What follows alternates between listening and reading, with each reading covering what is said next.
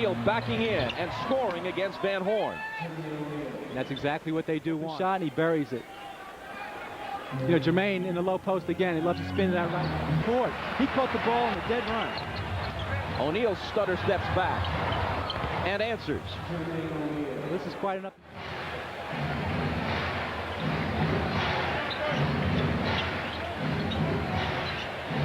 O'Neal guarded by Van Horn to Reggie, cutting back door. You know, Kittles was playing Reggie over for the Nets. And Richard Jefferson is also off Byron Scott's bench. Good movement by Indiana, giving plenty of spacing to Jermaine to get off his jump shot. Does a real nice job there. Using the height advantage and the reach advantage, and a foul off the ball.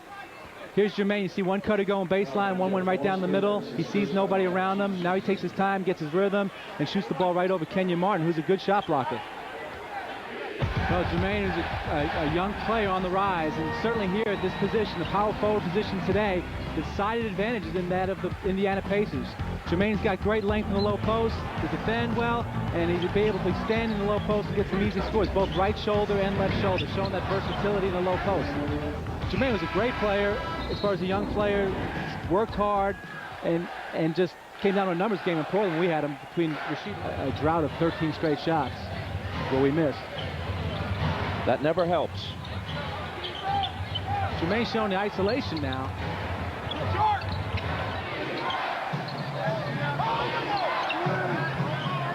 Down to 5 seconds. O'Neal, baseline, got it. 2.5 seconds. A lot of pressure on Tinsley, and that may be because he's the third leading turnover guy in the league.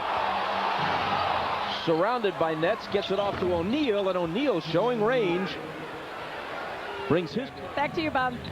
All right, Andrea and Rod, thanks very much. Game tied at 32 as Aaron Williams got the bounce on his shot. Aaron Williams giving him a nice lift offensively in the low post. O'Neal again. Good again. Oh, he's having a tremendous game. You know, Artest drew the double team. Jermaine's got...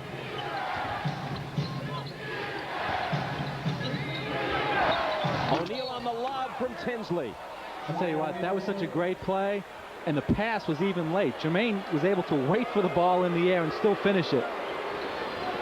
Look at this, he wants it right there. Now it comes in a little bit late. The defense on the weak side was late. Jermaine has a great finish. Fouled by Collins and a chance for a three-point play.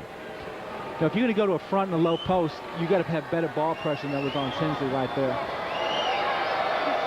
O'Neal's a 69% free throw shooter. And the three-point 23 since he came into the NBA right out of high school, developing now into a true star.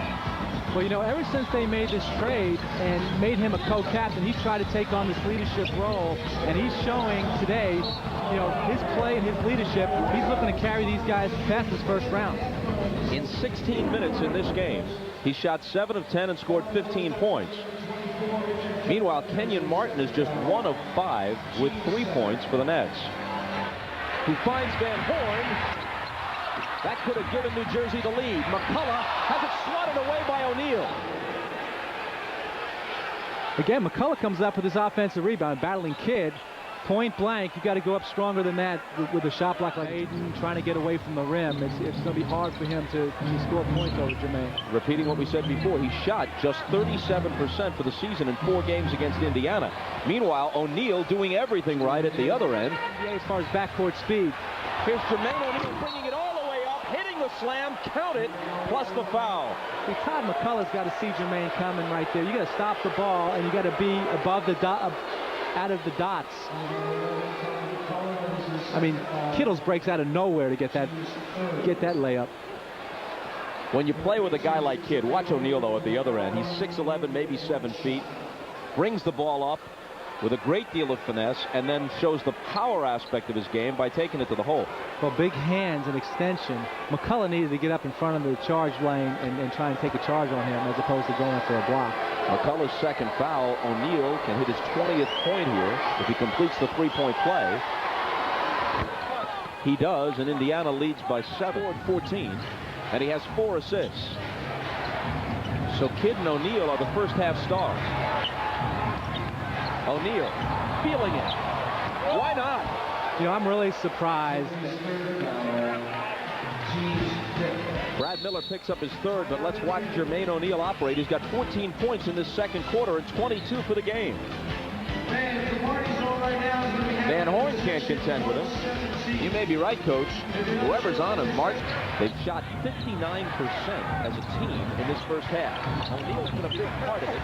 He's missed his last two. He gets his own rebound. Oh, that was such a great effort right there, because he took a big hit from McCullough with no call. On his last possession, Jermaine sees McCullough on him. He thinks he can take him off the dribble.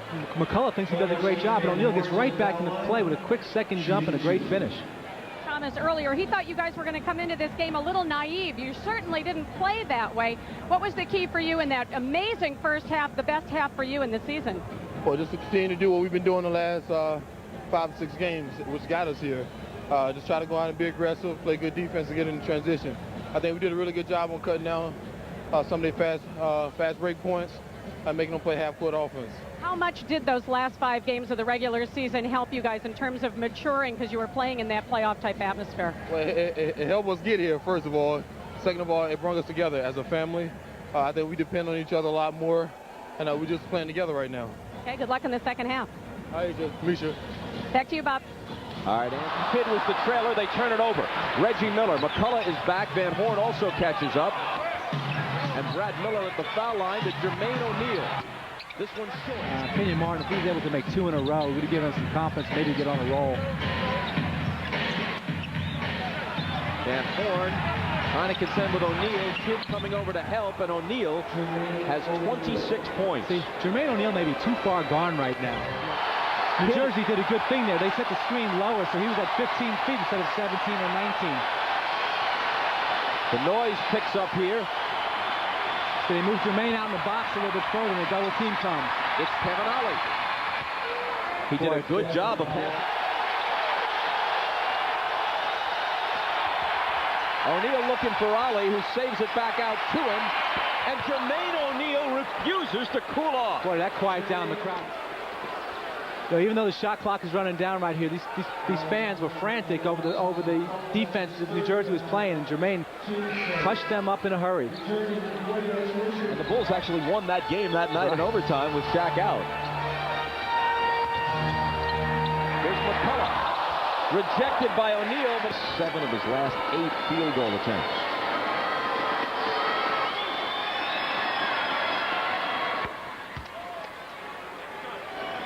O'Neal's in no. They're going to be forced to win on the road, which is something they haven't done a very good job of all year long.